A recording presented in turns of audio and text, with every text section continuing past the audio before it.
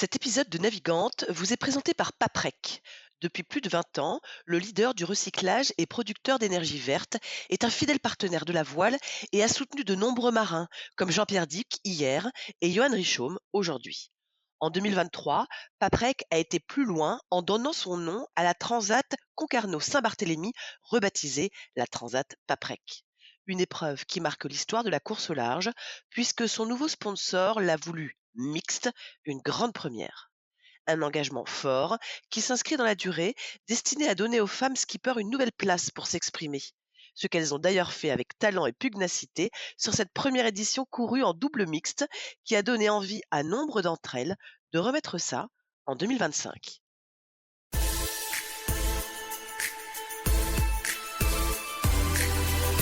Bonjour à tous, bienvenue dans Navigante, le podcast dédié aux femmes de la course au large et de la régate, celles sous les feux des projecteurs, celles de l'ombre aussi, à ces femmes compétitrices, déterminées, qui mènent parfois 1000 vies en une.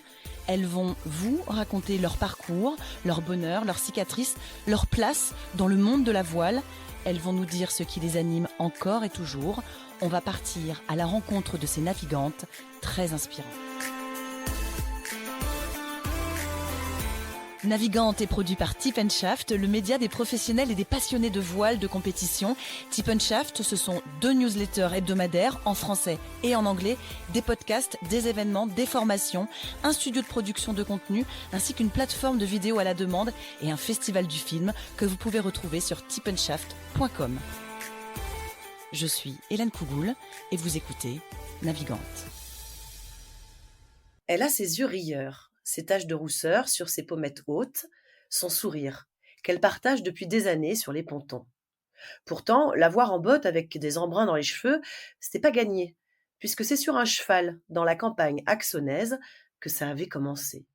Et puis voilà, les Glénans, le coup de foudre avec la mer, et tout lâcher pour aller faire du bateau, là où elle pourra se réaliser. Pendant plus d'une décennie, elle a brillé sur le circuit Figaro, claquant même la 5e place en 2008, énorme perf. Pourtant, il paraît qu'elle est du genre à douter. Sans doute ce qui lui vaut aussi d'être reconnue pour son sang-froid, sa capacité de décision et de jugement. Elle a pris le temps d'avoir une fille et de revenir. Cette abnégation-là, elle sait aussi. Depuis 3 ans, elle est la nouvelle directrice de la MEC, le pôle Finistère Course au Large, Centre d'Excellence Nationale de Port-la-Forêt, le fameux. C'est elle la bosse, celle qui entraîne, celle qui accompagne les skippers dans leur quête d'excellence, de Vendée Globe, de Solitaire du Figaro et tant d'autres. Depuis 24 ans, elle a vécu et elle a vu l'évolution de la course au large et on a hâte de l'entendre. Jeanne Grégoire est notre invitée, la première de 2025. Bonne année, Jeanne. Bonjour et bonne année à toi Hélène et bonne année à tous. Comment vas-tu? Comment est-ce que tu suis le Vendée Globe? Parce que il y a quand même un paquet de skippers qui sont dans cette course que tu as vu passer, que tu as vu s'entraîner au pôle. Donc comment est-ce que tu vis ce Vendée? Comment est-ce que tu suis ce Vendée? Alors au début on est sur la phase de départ, on est très actif au pôle dans la manière dont on suit parce qu'il y a la préparation météo juste avant le départ et puis après on fait les premiers jours, on est vraiment beaucoup dans les routages parce qu'on a envie de suivre et puis que nous ça tombe, tu vois, à novembre, à la période un petit peu plus creuse pour le pôle, donc on a le temps. Et puis là, je t'avoue que je rentre de 15 jours de vacances et donc ça fait 15 jours que même mon adrénage, je l'ai pas encore remis à jour de la fin d'année, tu vois. Donc pas du tout fait de routage. Et par contre, tu suis les positions matin et soir. Et je suis, en fait, j'ai tendance à dire comme une touriste, comme du grand public, de regarder les images. Et après, je me fais plein de films derrière sur ce qui peut se passer à bord, mais j'essaye de pas être trop pervertie en fait dans mon regard. Bah, ceci dit, tu dois avoir un regard qui est pas le même que le nôtre. Tu les connais bien tous autant qu'ils sont là, toutes et toutes. Bah, je connais les coureurs. Après, je t'avoue que techniquement, tu m'as présenté comme étant la personne qui entraîne. J'ai plutôt l'impression maintenant au pôle de faire du travail de coordination d'entraînement. Je pense qu'on a Erwan Tabarly comme entraîneur, et puis Vincent Rioux, Yann Eliès, Stéphane Cross, des gens qui sont venus comme ça. Et honnêtement, techniquement, le niveau qu'ont les gars et les filles, comme tu disais sur ce Vendée Globe, il est vraiment au-dessus. Je me sens plus légitime à intervenir techniquement. Alors, je peux avoir un œil un peu différent, un peu une observation un peu fine, mais voilà, Je vais pas rentrer dans les détails. Je vois à peu près quand il manque une voile, etc. Mais je me sens plus au top niveau. Donc j'arrive à suivre justement de pouvoir compléter le suivi que je fais du Vendée un peu différemment d'Erwan par exemple, pour avoir un œil un peu complémentaire. On fonctionne comme ça et je pense que c'est bien. Ça me va en plus, ça me plaît. Bon, évidemment, on aura l'occasion d'en reparler. Je vais commencer avec ma question rituelle, Jeanne. Si je te dis la voile et les femmes, la place des femmes dans ce milieu, qu'est-ce que tu me réponds? Alors forcément, quand on a préparé, quand tu m'as dit, ah, on va faire un podcast ensemble, je me suis dit, il faut que je me prépare à cette question. Et en fait, ce qui m'étonne à chaque fois, c'est que quand moi je naviguais, donc mine de rien, ça fait assez longtemps maintenant, ça doit faire 10 ans que je navigue plus du tout en course. J'avais l'impression que, tu vois, la période 2002, 2006, 2008, que pour les femmes, c'était entre guillemets plus facile de trouver un sponsor. Il y avait ce paramètre-là où, en fait, comme on était très peu nombreuses, il y avait ce côté facile. Et puis, au fur et à mesure du raisonnement, quand moi, j'ai commencé à vouloir faire, par exemple, le Vendée Globe, en fait, j'ai réalisé que, et jusqu'à il y a pas si longtemps, c'était plus facile de trouver un sponsor pour aller faire la course, mais par contre, pas forcément pour y aller pour performer. Et donc, la grande satisfaction sur le Vendée Globe cette année, c'est de voir des femmes comme Justine, comme Sam Sam? Davis, forcément aussi même comme Clarisse, qui maintenant ont des bateaux qui leur permettent de performer. Et puis peut-être le meilleur exemple et celui qui va arriver, c'est Elodie Bonafous, tu vois, qui a fait ses preuves en Figaro, à qui on construit un bateau neuf pour aller gagner, enfin pour aller jouer la perf sur le Vendée Globe et potentiellement gagner.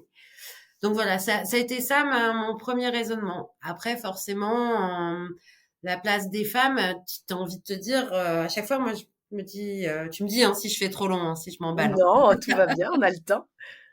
C'est de se dire, en fait, la course au large, elle a ça de génial, c'est que c'est une micro-société.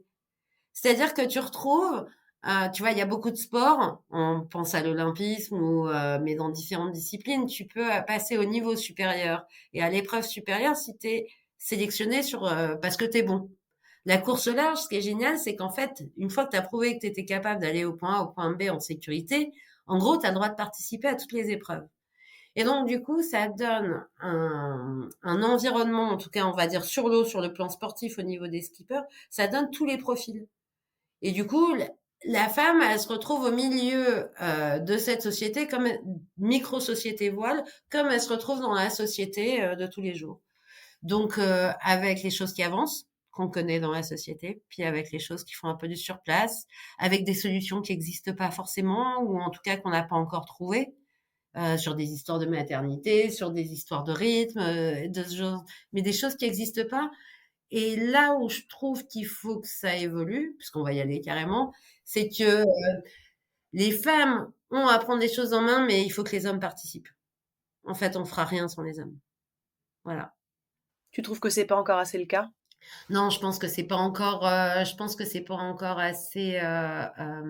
Comment dire, facile, en tout cas, pour tout le monde. C'est pas assez. Ça se heurte encore à des visions de la société, quoi. Mais comme la société. Comme la Ah société. ouais, la voile, elle a pas, c'est pas ou les méchants voileux ou les méchants sportifs ou ça a rien à voir avec ça. C'est juste à l'image de la société et dans les entreprises. Je pense que c'est pas triste hein, non plus. Enfin, c'est même pas je pense, c'est je sais. Donc voilà.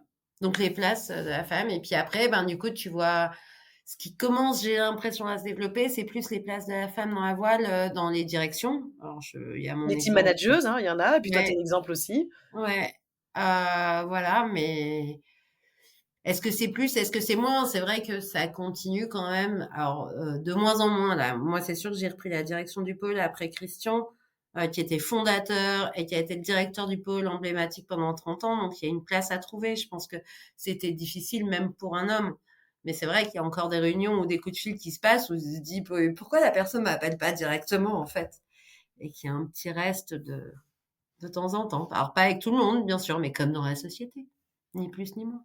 Bon, évidemment, on y reviendra à cette succession de Christian le Pape dont tu viens de parler. On va revenir au tout début. On le disait, c'était pas gagné de te voir avec des bottes. Tu né à Paris, tu as grandi dans l'Aisne, tu as fait du cheval d'abord. C'était quoi cette passion pour le cheval? Je pense qu'il y a alors j'ai essayé tous les sports, tu vois? Comme j'essaye de faire essayer à ma fille, donc à 15 ans maintenant, j'ai essayé de lui faire faire tous les sports comme mes parents avaient essayé de me faire faire, je voulais pas faire, et en fait, je pense qu'il y a le truc dans l'équitation, c'était le côté, bon, à l'animal forcément et en extérieur. Et c'est vrai que, pourtant j'adore aller à la piscine maintenant, mais qu'est-ce que je suis contente que ma fille fasse pas des compètes de piscine ou du tennis, tu vois?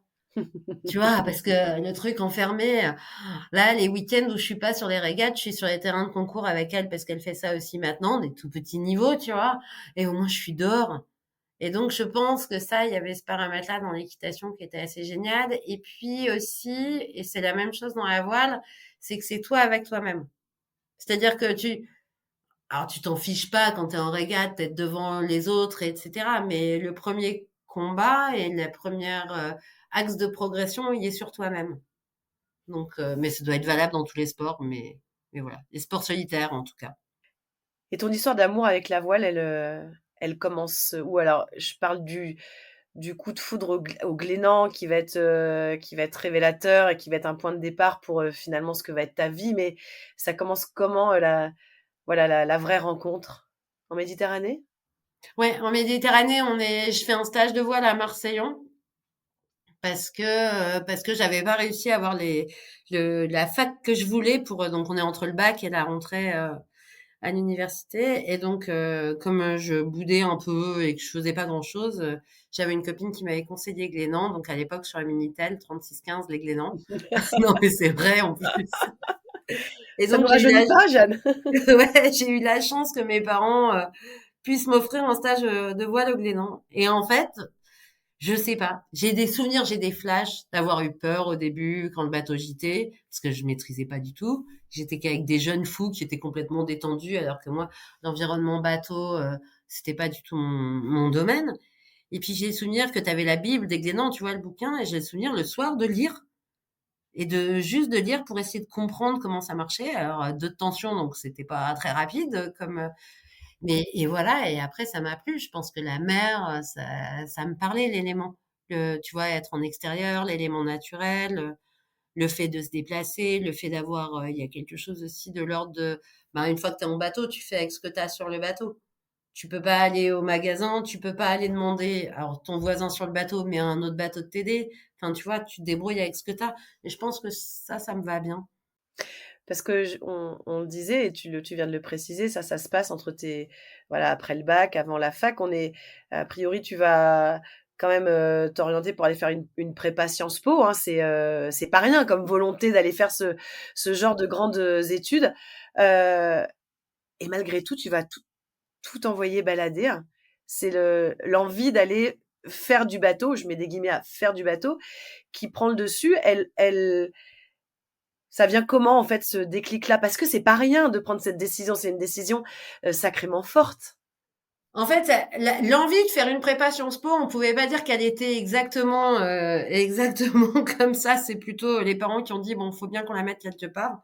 Donc j'avoue que j'étais un peu branleuse. Je l'ai avoué à ma fille ce week-end, donc c'est bon, je peux y aller, je peux le Tu dire peux le dire. publiquement. Mais par contre, ce que je savais, c'est que c'était une année où, au niveau scolaire, ça allait me remettre à niveau et où j'allais décider ce que j'allais faire après. Bon, il s'avère que ça a été le bateau. Mais par contre, c'est une année de prépa, je suis quand même allée jusqu'au mois d'avril, où j'ai bossé vraiment beaucoup. J'avais jamais bossé à l'école. Et donc, je me suis mise à bosser, mais bah, comme on bosse en prépa. Donc, vraiment beaucoup, beaucoup. Et en fait, j'ai réalisé que j'aimais, alors, je le dis avec du recul, hein, peut-être sur le coup, je le disais pas, j'aimais l'apprentissage. J'aimais la notion d'apprentissage, la notion de stimulation intellectuelle. Alors, sur le coup, je pense que j'aurais pas été capable de dire ça, mais je pense que j'avais vraiment cette volonté, cette démarche. Du coup, quand je découvre le bateau de plus en plus, ben, plus je découvre le bateau parce que je retourne faire des stages au Glénan, plus je me dis, mais j'ai envie de savoir plus. Et je pense que j'ai été un peu tout le temps guidée par ça. Donc, à un moment, quand on a dit, bon, là, j'ai fait l'année de prépa et maintenant le choix, c'est soit d'aller passer juste une semaine pour faire du bateau, soit préparer 3 mois le concours. Voilà, j'ai choisi le bateau. Tes parents, ils t'ont suivi? Ça a été une vraie grosse discussion? Ça a été une grosse discussion un soir et ma mère me dit maintenant, alors moi je me voyais pas du tout comme ça, que j'avais ma tête de quand c'était pas la peine de me faire changer, d'essayer de me faire changer d'avis. Alors moi j'ai absolument pas du tout l'impression d'être comme ça. Mais je sais que j'ai des collègues ou des coureurs des fois qui me disent voilà t'as ta tête ou on va pas batailler. Et moi je me rends absolument pas compte, mais a priori je l'avais déjà à l'époque. Ça dit quoi de ton caractère déjà à l'époque? Je pense que ce que ça dit et ce que ça dicte, c'est quand je ressens le truc dans les tripes. C'est que si, tu vois, parce que comme j'ai pas l'impression que ce soit quelque chose d'acharné ou de machin, c'est juste ça se passe dans le bide et c'est évident qu'il faut faire ça. Donc en fait, c'est doux et ça se fait, voilà, comme ça. Alors est-ce que ça se fait, dans la douceur, comme tu viens de le dire, ce passage-là? Puisque, en fait, il faut construire ton chemin à cette époque-là. Comment est-ce que tu décides de le construire? Et puis, est-ce que tu as déjà des choses, en tête? En fait, j'ai des choses à, alors depuis, j'ai quand même, parce que bon, je suis plus toute jeune, hein, on en parlait, j'approche doucement de la cinquantaine et en fait, ce qui est assez rigolo, c'est que forcément, j'ai travaillé toutes ces questions-là après, surtout avec la reconversion après le bateau. Et en fait, ce dont j'avais pas conscience à l'époque, mais je pense qui me caractérise, c'est que je peux avoir un objectif très très lointain, mais difficilement défini. En tout cas, qui va pas être annoncé ou à chaque fois que j'ai eu des objectifs hyper précis annoncés, je les ai pas atteints. Et par contre, un truc un peu vague et savoir me servir des opportunités sur le côté et naviguer là-dedans, ça, ça me va bien. Donc non, je pense pas que j'avais un truc hyper arrêté à l'époque. Je savais juste que je voulais fermer aucune voie et j'allais aller faire du bateau, j'allais découvrir le bateau, ça allait m'emmener ailleurs. Le bateau, ça permet de se déplacer. Quand on se déplace, on évolue, on rencontre des gens nouveaux, ça nous rend un peu moins bêtes, j'espère. Voilà. Tu savais déjà que ce serait ton métier, ce serait ta vie? Je sais pas. Ouais, je pense. Ouais, en fait, je négociais avec mes parents que jusqu'à 26 ans, je pouvais avoir une carte étudiant dans le train, donc que jusqu'à 26 ans, ça me permettait de reprendre des études. Donc La j'avais fameuse 19 ans carte à du l'époque. 25? Ouais. Et quand j'ai vu 25, 26 arriver, j'ai dit, oh punaise! Donc, j'avais déjà fait la mini, j'avais déjà fait un an de Figaro, donc ça y est, c'était parti. Mais c'est là que je me suis dit, tu vois, la deuxième année en Figaro qui a été catastrophique sportivement, où je me suis dit, bon, bah là, faut que tu prennes une décision. Là, j'ai mis le coup de collier qu'il fallait pour comprendre ce que c'était que le sport de haut niveau. Avant qu'on arrive à ces années, Figaro justement, et peut-être pour les jeunes femmes qui t'écoutent aussi, hein, quand on décide de prendre cette voie, là, toi tu as quand je te dis comment tu as construit ton chemin, ça a été quoi? Ça a été, passer des diplômes, aller frapper aux portes? À quelle porte tu as frappé? Est-ce qu'il y a eu des rencontres, qui ont été, déterminantes et qui justement, t'ont amené, en 2001, pour, sur ta première mini transat? Ben, je pense que c'est assez varié parce que avec du recul, j'ai envie de dire, oh, mais tout s'est fait tout seul. Mais en fait, si j'y repense, bah, par exemple, mon premier boulot au Glénan, j'ai appelé tous les jours pendant 2 mois et demi. Et puis au bout de 2 mois et demi, on me disait toujours non parce qu'ils voulaient pas de filles, justement, parce que ça suffisait. Les filles, ça foutait le bordel, etc. Et donc, je les ai rappelés une dernière fois en disant, bon, bah, c'est votre dernière chance, mais sinon, je pars en Irlande, sur la base des Glénans en Irlande. Bon, bah, d'accord, viens. Donc, et puis c'est vrai qu'après, il y a eu pas mal de choses qui se sont faites comme ça. Après, il y a eu, tu vois, l'époque de Karen Lebovici, qui est une femme qui a fait le Vendée Globe. Et elle m'a mis le pied à l'étrier sur le circuit mini, me faire découvrir le mini. C'était une femme aussi. Alors, je sais pas si le côté femme me posait question ou pas, mais en tout cas, c'est sûr que ça a été quelqu'un d'important pour me faire aborder le milieu course. Et à cette époque-là, je voyais les gens s'entraîner à Port-la-Forêt le samedi après-midi en équipage.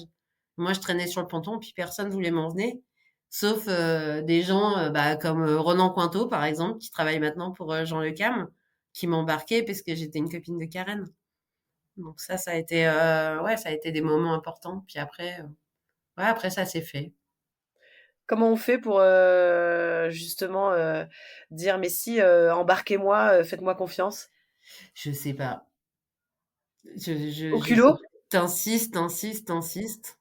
Et puis surtout, tu mets ton ego de côté. Il va y avoir la Mini Transat en 2001 qui va être ta première traversée, en solitaire. C'est quoi ce moment-là? C'est génial. Franchement, si j'avais qu'une course à refaire aujourd'hui, ce serait celle-là. Alors, je peux pas le dire parce que maintenant, je suis étiquette fédérale et tout, mais c'est la seule où tu as zéro communication avec la Terre. Et donc, ça veut dire que moi, je suis arrivée au Brésil, ça faisait 17 jours que j'avais parlé à personne. Et ça, je trouve ça génial. Je trouve que ça a un côté vraiment, ouais, encore extraordinaire, quoi. C'est vraiment de pouvoir partir sur des petits bateaux qui sont abordables techniquement, alors qui étaient abordables financièrement, et de se dire je traverse l'Atlantique et je compte que sur moi, j'en reviens à ça. Tu vois, c'était le premier truc, et ça, je trouve ça génial. Ça, je trouve ça vraiment génial. J'ai adoré. J'ai adoré. Ça devient à quel point une évidence que voilà, c'est ton truc, quoi. Mais c'est sûr que j'étais faite pour ça. Mais tout comme quand j'étais môme, je pouvais aller me balader toute seule à cheval et ça me posait pas de problème. J'aimais bien, j'avais un bon héritage de caractère solitaire. Donc ça, c'était pas un... Mais oui, et arrivé, je me suis dit, ben, qu'est-ce qu'on peut faire plus long qu'une transat? J'ai rêvé pendant longtemps de faire le tour du monde. Tu vois, autant je suis hyper admirative de ce que font les coureurs là sur le Vendée Globe. Autant c'est vrai que je me reverrais pas faire un tour du monde enfermé dans le bateau. Mais que par contre, c'est sûr que si je trouvais le moyen de faire le tour du... Ma fille me dit, mais tu m'abandonnerais pas 3 mois. Je dis, bah avec le bateau que j'aurais, ça mettrait 5 mois en plus. Donc, Déjà? donc ça, je trouve que c'est un côté vraiment... comment il dit, tu vois, il y a Arnaud Boissière, Cali, tu vois, il a repris l'expression de Michel qui disait le Vendée Globe, Pastamini c'est... d'abord? Quoi? Pastamini d'abord ou non, vas-y, Non, non, ah non. bon, le Vendée, c'est un emmerdement par jour. Ouais. Et puis Cali, il dit, ouais, mais la Terre, c'est 5. Alors, en fait, t'es bien sur le Vendée Globe. Moi, j'adore. J'adore, ça me va. Ça me va. Après cette mini, il va y avoir les débuts sur le circuit Figaro où tu vas passer plus d'une décennie et tu vas marquer hein, ce circuit-là, tant par tes performances que là aussi, j'y reviens quand même un peu parce que vous n'étiez pas pléthore de femmes hein, sur ce circuit-là. Euh, Elle se passe comment ton arrivée dans ce monde du Figaro? Et ben, elle se passe au pôle déjà. Au pôle Finistère course au large déjà, parce que je suis acceptée au pôle juste après la mini transat. Accepté Euh, parce que tu as fait la mini et que tu as fait huitième de la mini?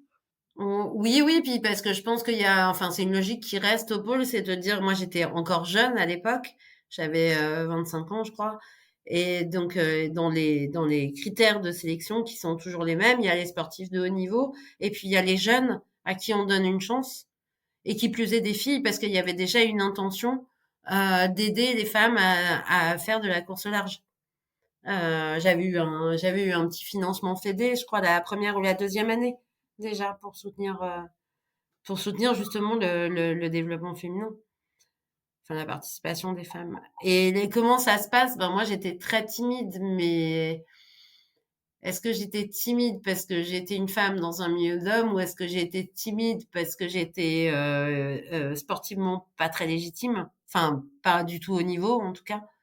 Je sais pas trop faire la différence. Comment t'es accueillie à l'époque et est-ce que tu oses aller vers ceux que tu estimes plus légitimes et je mets des guillemets à tout ça bien sûr.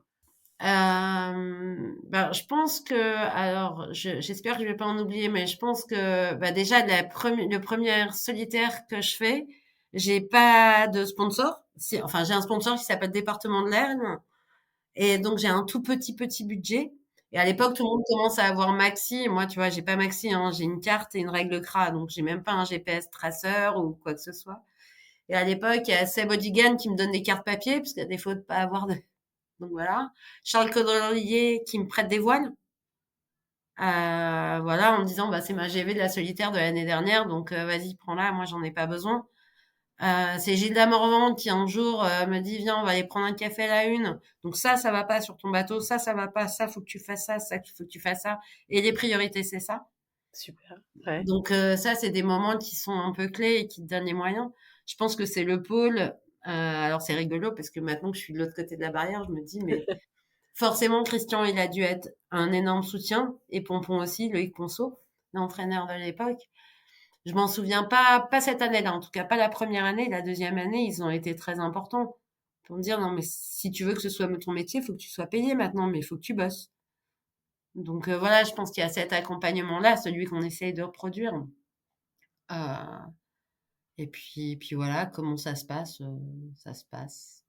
Et ta Allez, première solitaire, il en reste quoi là, ah, c'était des a génial. Ouais, c'était génial parce qu'en plus, tu vas avec toute l'innocence du monde, quoi.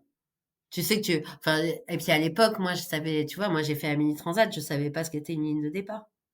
Ça fait marrer les jeunes quand je leur dis ça. T'imagines, aujourd'hui, avec le pôle, on organise des sélections, le challenge Espoir et Océane avec la Bretagne et le CMB. Et on sélectionne des jeunes sur dossier. Donc des femmes jusque 30 ans, des hommes jusque 25 ans, pour des projets de 3 ans avec des bateaux budget, tout ça là. Et quand on lit les dossiers, donc on en reçoit 35 à chaque fois, et tu lis les dossiers et tu regardes les perfs. Et à chaque fois, je lis les trucs, je dis, mais t'imagines si moi j'avais envoyé un dossier à l'époque, mais ça aurait été, j'aurais fait partie des dossiers où on dit, mais il y a vraiment rien dedans. Et du coup, à chaque fois que je reçois un dossier où il y a rien sportivement dedans, je me dis, ça tombe, c'est quelqu'un comme moi derrière. Tu Mmh. vois? Mmh. Il y a la gnade qui peut percuter, mais par contre, ça va prendre plus de temps que ce que demande la filière d'excellence. Mais tu vois, je me pose toujours la question et j'ai toujours ce souvenir-là. Et c'est vrai que, bah, quand on en discute avec Erwan, parce on fonctionne vraiment en binôme, quand lui il dit, mais tu te rends compte, elle a fait une régate départementale. Je lui dis, bah ouais, mais toi, t'as fait de la régate toujours, moi, jamais fait de régate. Et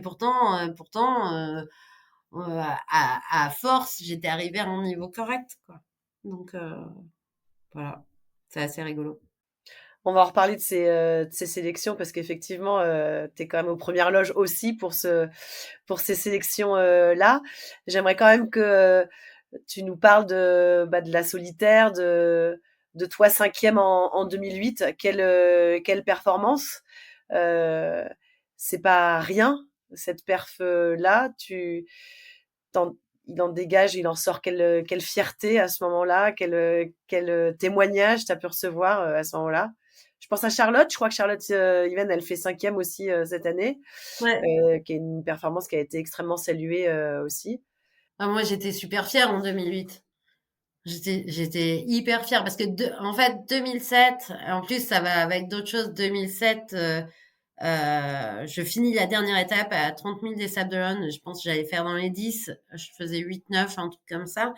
Et un peu plus à 50 000. En fait, je démate, je fais un tour avec le bateau. Enfin bref, toute une histoire. Je ramène le Figaro complètement en vrac au port. Bon, je le ramène toute seule. Tout le monde trouve que c'est extraordinaire, mais enfin, je ramène le truc en vrac et puis je fais 30e de la solitaire en ayant un chantier énorme sur le bateau. Donc à ce moment-là, je m'étais dit, après la solitaire, j'avais le projet bébé en route. Mmh. Et donc, à la fin de cette solitaire, il se passe ça. Et là, je dis à mon compagnon, je dis, non, mais je peux pas rester là-dessus, hein. On y retourne, hein. Le bébé, on verra après, hein. Et je pense que j'avais une force pour aller en 2008, de savoir exactement pour le coup ce que je voulais, comment j'allais faire les choses, et que entre guillemets, l'enjeu du résultat était moins important que la démarche et que ce que j'allais faire après.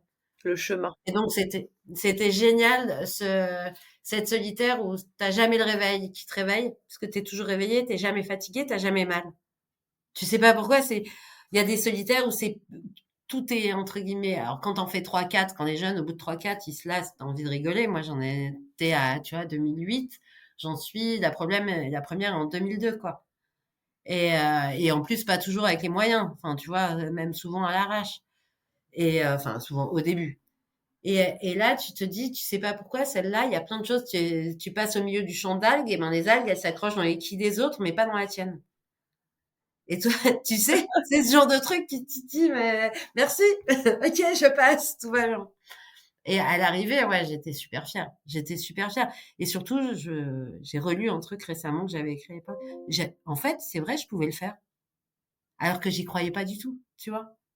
En fait, ouais, j'ai réussi et c'était, alors il y a des gens qui me félicitaient, puis il y a des gens qui disent, tu vois, Christian m'avait dit: «Bah, bravo, mais c'est normal». Tu vois, c'est une vraie perf parce qu'il y avait jamais eu cette perf féminine depuis que c'était de la monotypie et cetera. Mais on n'en attendait pas moins que toi. Ce qui est un très bon compliment aussi, en fait, déguisé, mais qui est un très beau compliment aussi. C'est quand les gens me disent: «Oh là, tu te rends compte Justine Métro là sur Vendée Globe?» Je dis: «Bah, Justine, elle est à sa place, quoi». Enfin, tu vois, ça enlève rien à la perf, mais c'est juste, ben, évidemment qu'on la voyait là. Donc voilà. Donc oui, c'est une grosse fierté, quand même, 2008 et après avec les années, dire: «Ah, c'est toujours la meilleure performance féminine», donc tu vois jusqu'au mois de juin l'année dernière, ah bah, Jeanne Grégoire, c'est toujours la meilleure performance féminine sur la solitaire et je suis hyper contente de ne plus l'être parce que Charlotte, non seulement elle fait 5e, mais en plus elle fait un podium d'étape, ce que moi j'ai jamais fait. Charlotte Yvan. Donc je suis très contente. Puisque tu parlais de Charlotte et de Élodie, justement, il y a ces sélections féminines qui ont été mises en place depuis quelques années, là aussi pour pouvoir mettre le pied à l'étrier plus facilement pour les femmes. Il y a aussi ces courses en double mixte qui sont imposées. Maintenant, quel regard tu portes sur la mise en place de tout cela? Eh ben, alors, le premier truc, ça a été la Challenge Océane, donc des filières de détection féminine. Et l'idée vient de Christian en 2019 de dire il faut qu'on fasse ça absolument et on va proposer ça. Enfin, on va appeler le CMB pour qu'il nous propose, qu'il nous donne un carnet d'adresses pour peut-être trouver un financement pour faire une filière comme le Change Espoir. Et la première chose quand il me dit ça, donc ça vient de Christian Lepage, je lui dis bah je vois pas pourquoi nous les filles c'est comme les garçons et on n'a qu'à Change Espoir, c'est mixte et on n'a qu'à gagner si on veut avoir un bateau. Tu vois, ça a été mon premier réflexe. Mais tout comme à l'époque, je disais, bah, les quotas, je vois pas le projet des quotas. Tu vois, il y avait un début de quota, non pas encore sur la Volvo, mais il y avait en politique ou ça avait commencé en politique, ouais. Et, et puis en fait, tu te dis, ben, en fait, si, il faut faire ça. Si, il faut Si, passer par là. Mmh. il faut passer par là, quoi. Et donc ça se met en place. Et alors, pour te donner une idée, la première sélection océane, donc première, c'est Elodie Bonafous. Deuxième, c'est Violette d'Orange. Et troisième, c'était son nom va m'échapper. On a vraiment une préparatrice d'un très bon niveau en IMOCA. Oh, je suis désolée. Milena Chenwell. Donc tu vois le niveau des filles. Et on se retrouve dans la première sélection comme ça avec des filles qui viennent de l'Olympisme. Donc quatrième, c'était Charlotte Yvan. T'imagines le niveau Le des niveau, filles, ouais. le niveau technique, et qui, sans une filière comme ça, auraient jamais eu euh, L'opportunité de s'exprimer. ouais. Alors pour Elodie de gagner, pour Violette d'être reconnue, enfin, qui serait passée par d'autres biais, mais certainement moins valorisants. Donc ça, c'est vraiment génial. Et après, pareil, Transat double mixte. Ma première réaction, c'est de dire, ben non, moi j'ai fait la Transat Toi, tu avec. l'as fait, voilà. Ouais, je l'ai fait en féminine, enfin en mixte à chaque fois, forcément. Alors c'était pas les garçons qui m'embarquaient. Si Gérald Vignard a fini par m'embarquer, mais je l'ai fait aussi avec Sam. On fait 5e avec Sam. On n'avait pas besoin de garçons pour faire 5e, enfin tu vois. Et après, tu te dis, ben non, en fait, c'est très bien, c'est parce que ça fait naviguer les filles et qu'il faut accepter de passer par les quotas. Euh, Tu vois, enfin, l'année dernière, on a organisé un truc exprès pour les jeunes femmes ici au pôle, pour les toutes jeunes. C'est le truc qu'on fait jamais. On a fait une journée, on a appelé les différents pôles France, des différents supports, et Ouais. puis ils nous envoyaient des filles qui avaient envie de faire du Figaro. Donc il y a eu une journée, on avait 3 bateaux ou 5 bateaux sur l'eau avec des skippers figaristes, garçons, filles, tu vois, Sam, Justine sont venus témoigner, et des jeunes filles de 15 à 18 ans, à 22 ans qui sont venues naviguer une journée. Juste pour leur dire, en fait, la course au large est possible. Et c'était super drôle. J'ai perdu le fil de ce que je voulais te dire avec ça. Mais ouais, de dire que c'est possible, en fait. Tu peux faire la course au large et qu'en fait, en faisant monter le niveau général, en mettant des quotas, bah, ça va faire qu'il y aura de plus en plus de filles qui auront accès plus Et qu'on aura facilement. peut-être plus besoin d'avoir ce genre de conversation, du coup, dans quelques dans quelques années. Je pense qu'aujourd'hui, tu vois, sur SolGP, il y a un quota, sur le Race, il y a un quota. Coupe de l'América, ils ont créé Ouais. une coupe exprès. T'enlèves le quota, tu penses qu'il y a encore des filles à bord? Bah, c'est en train de rentrer, moi je trouve que je me dis que je suis peut-être, très idéaliste, j'ai l'impression que c'est un peu en train de rentrer dans les têtes. Mais parce que c'est passé par là aussi qu'on a donné, Ouais. Je sais pas si tous les bateaux continueraient à avoir. Tu vois, il y a que François Gabard en ultime, qui avait qui part embarqué, ouais, et qui emmène Amélie Grassi sans qu'il y ait aucun quota. Ouais. c'est vrai. Donc voilà. Donc écoute, pour l'instant, vive les quotas.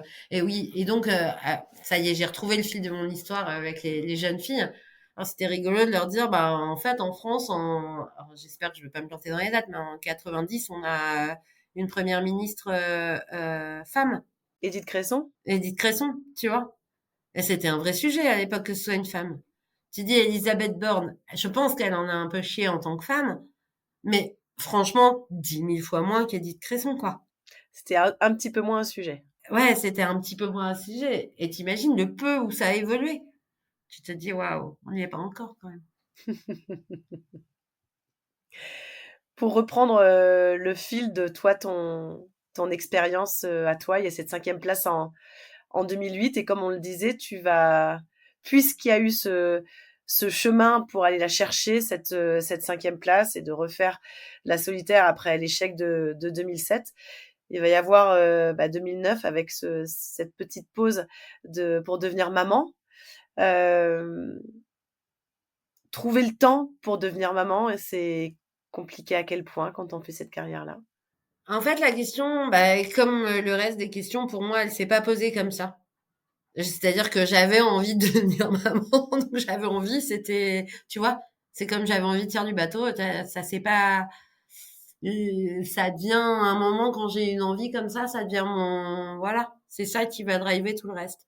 La chance que j'ai eue, donc on peut le dire, hein, j'avais Banque Populaire comme sponsor pendant plus de 10 ans Figaro, c'est que la directrice de la communication était une femme. Et tu vois, je l'ai revue il y a 3 semaines et ben, le fait que ce soit une femme, je crois que ben ça s'est très bien passé. C'est-à-dire que ça m'a permis d'allier mon projet pro et mon projet perso de manière complètement fluide. Je tombais enceinte, coup de bol, je tombais facilement enceinte. Mmh. Euh, on a dit bah ouais, mais les banques populaires, tu vois, la banque de la voile déjà à l'époque a dit on peut pas laisser un bateau à terre. Pour nous, ça c'est impossible. Ok, on a un skipper de remplacement pendant un an, un skipper qui a fait toute la saison avec les moyens. Et moi après j'étais sous contrat. J'avais aussi la loi. Il y a une loi quand même pour les femmes qui sont enceintes.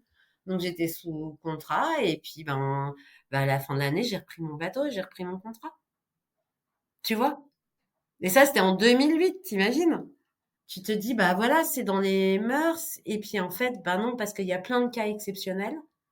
Il y a plein de situations exceptionnelles. Il y a plein de paramètres autour de l'environnement sportif qui se modifient, qui bougent, qui sont en évolution permanente. Quand on organise même les sélections féminines, on dit les filles, on dit jusque 30 ans pour qu'elles puissent arriver avec de l'expérience. Comment tu fais? Tu proposes un contrat pro de 3 ans? Ben, entre guillemets, ça veut dire pendant 3 ans, tu es vraiment sur un contrat pro sportif. Donc, tu vois, où est-ce que tu mets la loi, l'entretien de motivation? Comment tu fais? Tu poses la question, mais parce que pendant les 3 ans, est-ce que tu comptes faire une pause de maternité? T'as pas le droit de faire ça. Et en même temps, on est dans un contexte avec un contrat sportif sur un temps délimité. Donc tu vois, la loi est pas complètement adaptée à la situation et ouais, mais comment tu fais pour être dans le cadre de la loi et comment tu fais pour respecter la personne, en même temps respecter le projet? C'est là où je dis qu'il y a plein d'exceptions et de situations exceptionnelles et que c'est pas simple et qu'on n'y est pas encore. Donc moi, j'ai eu beaucoup de chance en 2008-2009. Et revenir naviguer, quand on est maman, est-ce qu'on navigue différemment? Bah déjà, je pense que c'est un peu, alors c'est pas du tout comme une blessure, mais forcément, le temps où tu navigues pas, tu es quand même toujours connecté à ton activité au sport, enfin à ton activité bateau. Tu essayes de bosser d'autres trucs à côté. Et en fait, tu reviens déjà avec une envie de malade. Et puis, tu as bossé d'autres choses. Ah, est-ce que tu as repris du recul, machin? Non, non. Si tu, enfin, tu vois, la manière dont tu vois le plan d'eau, est-ce que tu arrives à avoir moins d'idées parasites? Est-ce que tu es plus capable de hiérarchiser les priorités? Ça, c'est des choses qu'on dit souvent.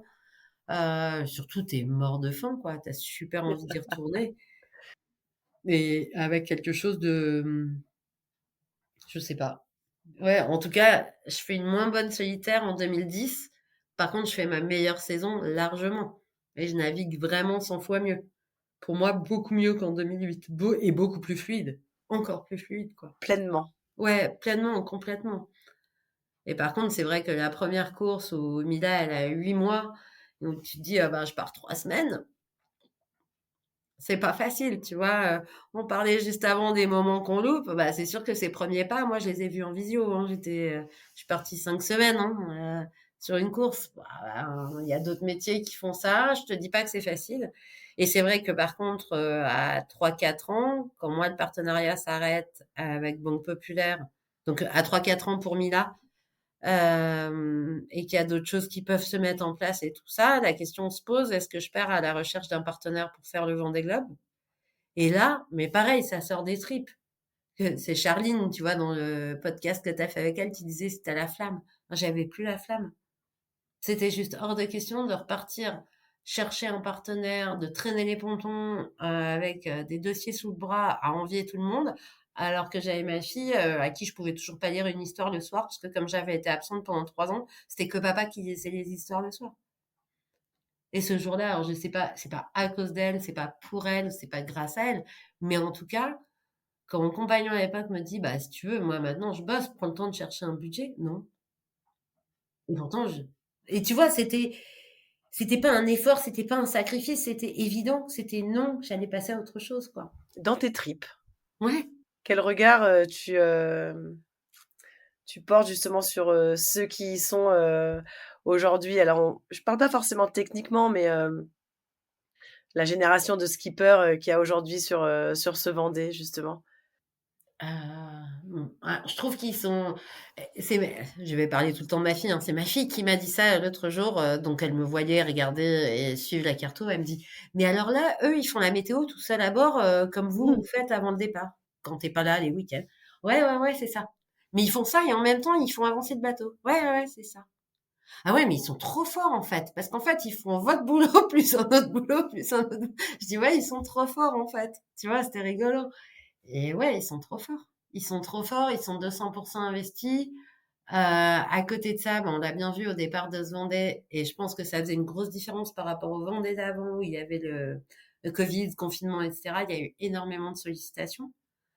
Et cette sollicitation dans l'équipe, les équipes de plus en plus grosses, ça veut dire du management, ça veut dire trouver des responsables d'équipe avec qui correspond à la philosophie du skipper, ou le responsable d'équipe qui trouve le skipper qui lui va pour le partenaire. Tu vois, il y a toutes les configurations.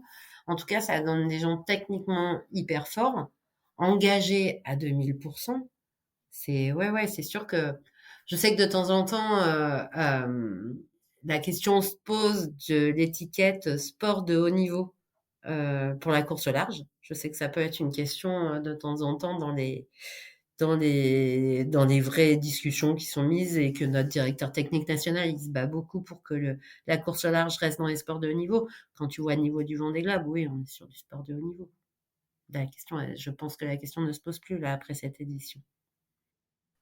On va revenir, justement, sur toi puisque si évidemment ceux-là tu les connais particulièrement bien, c'est parce que depuis 2021 tu es à la direction du pôle. Hem, Ça a été une évidence pour toi de prendre ce poste-là, de passer dans la alors tu parlais de coordination tout à l'heure, j'aime à penser aussi qu'il y a la volonté de transmettre aussi derrière ce poste-là?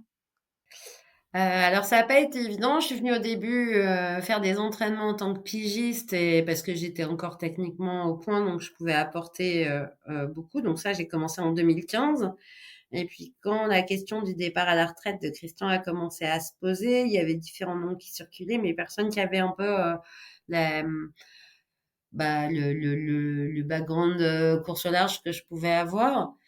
Et puis moi je me disais, ben, enfin, je me disais rien, en fait. C'est juste que moi, je pensais que je pouvais pas parce que j'avais pas les diplômes pour. Christian pensait que je voulais pas parce que j'avais jamais voulu être salarié, parce que j'aimais bien mon indépendance avant.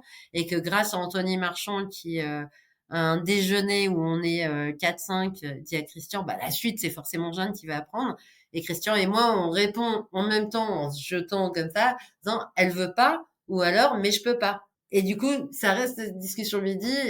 Donc ça, c'est un départ de Transat Jacques Vabre. Un départ de Transat Jacques Vabre le vendredi, et le lundi, on se retrouve au bureau et on dit bon, on commence à y réfléchir. Et en fait, ce qui a été extraordinaire, mais ça a rien à voir avec le fait d'être une femme ou pas une femme, c'est que on a pu, avec Christian, prendre 1 an et demi, tu vois, parce que je reprends en juin 2021. Donc la discussion, elle a lieu au départ de la Jacques Vabre 2019. Et tu te dis, il y a 1 an et demi de tuilage. Et en fait, en plus, en ayant été coureur au pôle, euh, en ayant déjà entraîné, j'avais un peu toutes les strates, la base. Et puis, tu parlais de la transmission. C'est aussi et donc maintenant avec Erwan aussi qui travaille au pôle, avec Kate qui est là depuis trop d'années comme elle dit, mais sans elle le pôle c'est sûr s'écroule. Et de se dire, ben en fait, il y a un truc solide qu'on garde et qui est ancré en nous et que Christian nous a transmis. Et moi, pour le coup, et je pense, enfin, je suis sûre, Erwan aussi, ça nous tient à cœur que ce truc, il perdure. C'est-à-dire que tu viens au pôle, tu viens, tu donnes, tu participes à la vie du pôle, tu viens pas juste prendre, partir, tu viens pas avec ton bateau de l'extérieur, venir faire un entraînement et repartir le soir sans donner de nouvelles. Tu fais partie de la vie du pôle et c'est toi qui crée le pôle. Et je pense que moi, ça, c'est vraiment, tu vois, je sais pas combien de temps je vais rester ici. Je suis mis à disposition, enfin, la Fédé me met ici. Mais si un jour je m'en vais, ben, j'espère que la personne qui va prendre la suite, euh, j'aurai réussi à lui transmettre ça aussi. Alors, c'est pas pour tout de suite, hein, la place n'est pas libre pour l'instant. Le message est clair, je veux rester. Que ça s'entende.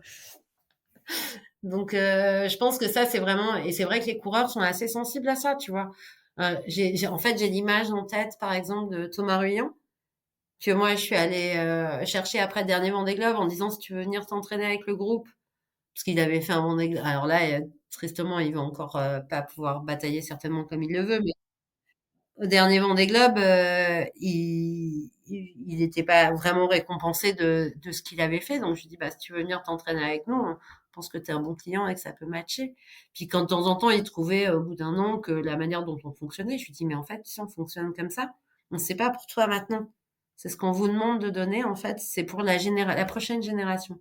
La génération de figaristes que tu côtoies, là, aujourd'hui, et la génération prochaine de figaristes qu'on ne connaît pas encore. Et ça, pour moi, c'est vraiment important. Parce que Christian, ce qu'il a construit, ça a permis à des générations et des générations de marrons de faire de la course au large, de le faire de manière professionnelle. Aujourd'hui, les coureurs sont quand même assurés. Voilà. Et c'est un vrai métier, ça développe une vraie économie. Il y a des vrais boulots et des vraies compétences et qui sont transférables dans la vie de tous les jours. On pense à tout ce qui est voile verte et tout ça. Voilà, ça a du sens dans le sport, ça a du sens dans l'aventure, on en revient, alors moi, ça, c'est plus mon truc, mais cette histoire de micro-société. C'est-à-dire qu'en plus, tu peux être homme, femme, petit, grand, gros, avec un bras en moins, avec une main en moins, enfin, tu vois. On a tous le droit d'être là dans ce sport-là. Et ça a quelque chose, entre guillemets, avec le mot à la mode, d'inclusif, qu'on retrouve pas partout et qui est une énorme valeur de la voile et qui, éthiquement, en tout cas, moi, me va bien. Voilà. Est-ce que tu as des idoles, Jeanne? Des modèles? Est-ce que j'ai des idoles? Je sais, tu vois, quand je cherche comme ça, je me dis, en fait, moi, je prendrais bien un bout de chacun, tu vois, j'essaie de faire des plonges avec des compétences de chacun, aussi bien dans les navigants que dans les responsables d'équipe, que dans les techniciens, que dans, tu vois, dans la com, dans les gens qui font la com dans notre milieu. Euh, J'ai plus enfin, bah, c'est pas des, je sais pas, c'est pas des idoles, mais des références. Tu vois, typiquement, ce week-end pour ma fille, j'ai acheté la déclaration de la femme et de la citoyenne d'Olympe de Gouges. Oui. Voilà, tu vois, ça me parlait. Euh, Quand j'ai lu le bouquin d'Obama, ça me parlait. Tu vois, c'est plus ouais, des gens comme ça, des inspirations plus que des idoles. Et après, dans la voile, j'irais bien prendre un bout de chacun. Tu prendrais quoi comme bout à qui? Bah, tu vois, le sourire permanent de Sam Davis, qui doit pas dire la moitié de ce qui se passe là sur l'eau et de ce qui se passe à bord depuis bien longtemps maintenant. Euh, et de réussir à faire ça parce qu'elle est convaincue du projet qu'elle porte, de sauver des enfants, voilà, avec son talent technique. Ouais, je trouve ça magique, quoi. La précision technique d'un Charlie Dalin Quand il te dit à la sortie de l'ADEPE dans l'Indien, je navigue sur le fil du rasoir, mais je sais que si je fais ça, ça va marcher. Donc, toi, tu fais tourner ton routage avec tes polaires, puis tu te dis, ah ouais, c'est tant de pourcents de sa polaire, ça ressemble à ça. Tu te dis, waouh, c'est précis, c'est balèze. D'un Johan Richomme qui est capable de dire un jour, ah, bah, j'ai merdé, bah, j'ai plus qu'à attaquer. Et le mec, il est capable de, tu vois, euh, d'une abnégation. Alors, je parle forcément des coureurs que je connais le mieux.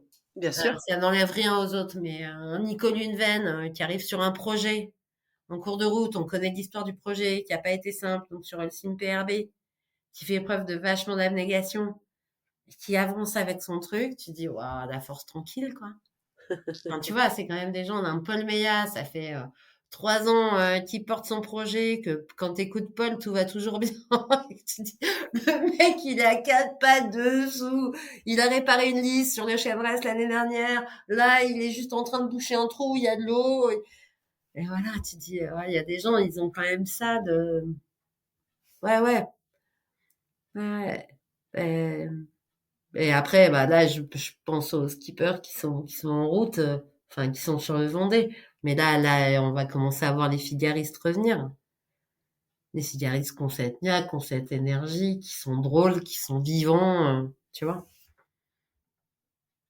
Et puis après, sinon, juste au-dessus, je mets quand même, moi, la première personne, le premier poster dont je me souviens dans la cuisine des Glénans, c'était Isabelle Autissier.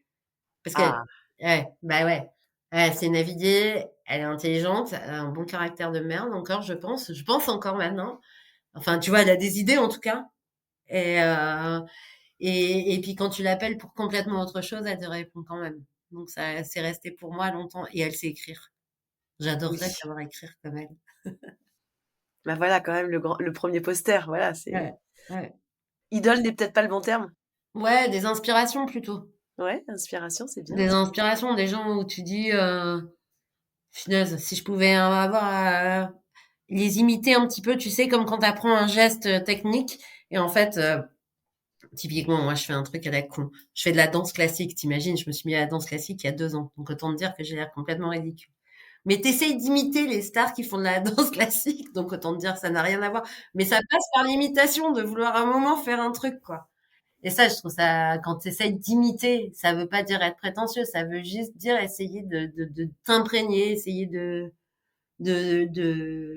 faire quelque chose qui est complètement en dehors de tes compétences, mais d'essayer quand même. Ça Ben, on en revient à ce que tu disais au début, hein, ouais, cette espèce d'amour pour l'apprentissage. Enfin, voilà. ouais, ouais. Apprendre encore et toujours. Quand tu allez, retournes un petit peu, euh, du moment où voilà, il y a eu ces balades et ces compétitions en cheval et aujourd'hui à la tête du pôle à Port-la-Forêt, euh, qu'est-ce qui te rend heureuse ou fière de ce parcours, de ce qui a été accompli, de ce qui a été surmonté, mené?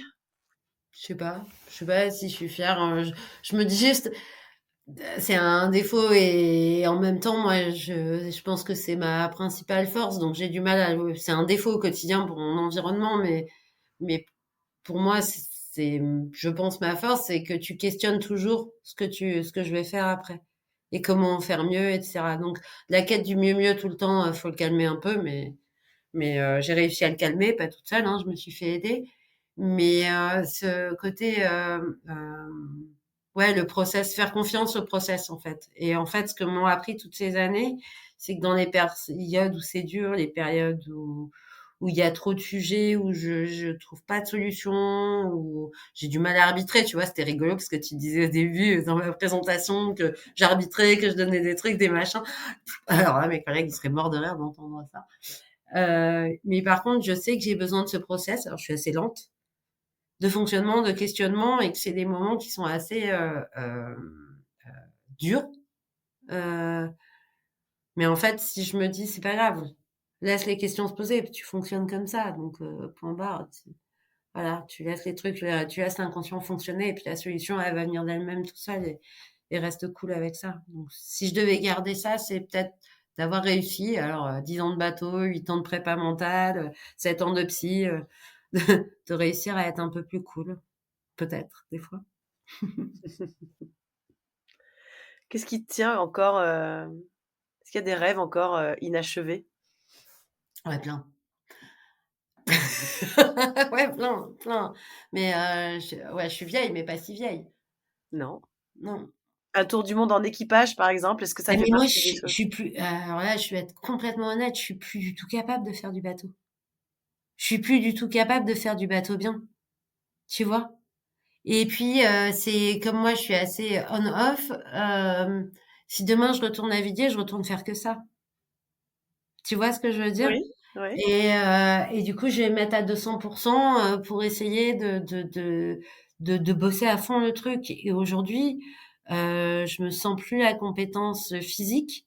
Alors même si je remets la machine en route, mais je me sens plus capable d'encaisser la fatigue du tout, le manque de sommeil.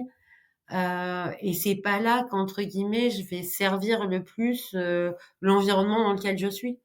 Tu vois, si on parle que boulot. Et par contre, je pense que le boulot que j'essaye de faire ici, et je ne veux pas dire que je le fais bien tout le temps, mais enfin, j'imagine qu'il y a plein de choses à me reprocher. Mais en tout cas, par contre, j'ai l'intention et je passe mon temps à réfléchir pour essayer de le faire le mieux possible. Et pour essayer de faire qu'on arrive à produire, enfin, de mettre les moyens en place pour qu'on puisse produire un entraînement de qualité, pour que les gens qui travaillent ici s'y sentent bien. Que quand on accueille des jeunes, on les accueille avec la rigueur, avec les exigences et la discipline et la bienveillance qui permettent de s'épanouir. Que les partenaires, tu arrives à trouver le bon deal sans forcément rentrer dans une sorte de relation pas très saine. Tu vois, trouver quelque chose de sain là-dedans, ça a du sens. Heu, voilà, et se dire, bah, en fait, la course au large, on sait tous, on travaille tous dedans. C'est un peu la pépite que en ce moment et qu'il faut y faire attention, bah, comment réussir à avoir une vue un peu plus globale et générale, de faire que ce milieu, il serve la société et qu'en même temps, il reste sain, tu vois? Comment, tu vois, tout cet équilibre, où on arrive dans des budgets importants, on n'est pas dans la Formule 1, on n'est pas encore dans la coupe, mais trouver ce bon équilibre, je pense qu'il y a tout à inventer et puis à chaque fois que tu as une idée, ben, de toute façon, comme l'environnement évolue vite, il faut s'adapter. Donc il y a jamais une idée figée.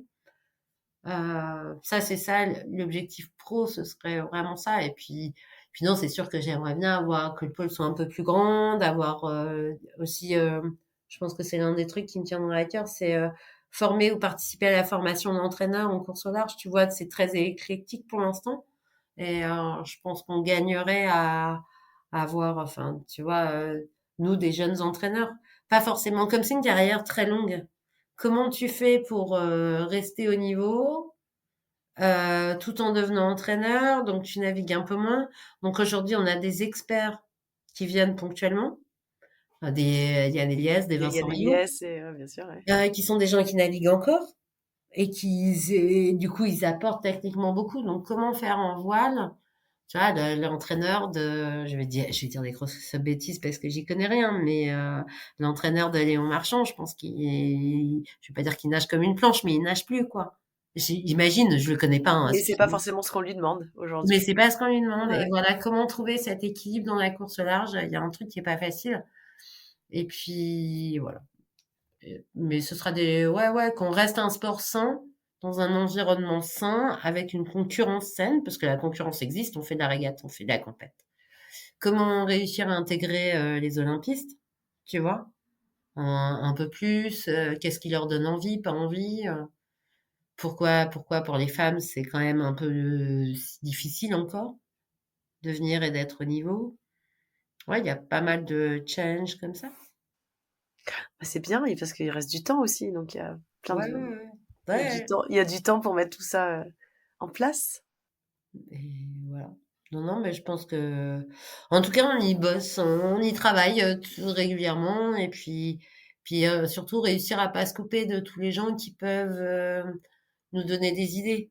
Comment pas rester à tourner en rond dans notre, tu vois, garder la stimulation intellectuelle. Tu vois, moi, quand j'arrête de naviguer, je pense que bon, j'ai plus la flamme, j'ai envie d'être plus avec ma fille ou des choses comme ça. Et je pense qu'intellectuellement, alors, je sais pas, on peut voir les 2 choses. Soit j'ai l'impression d'être embutée, techniquement, que je suis pas assez maligne pour être meilleure sur l'eau. Soit, comme il manque une petite motivation, ben, en fait, je progresse plus.